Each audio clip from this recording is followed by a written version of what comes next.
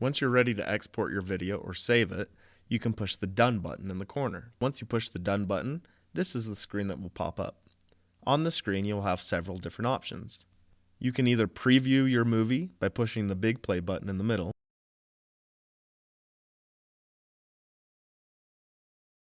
You can play it at full screen by pushing the play button down at the bottom.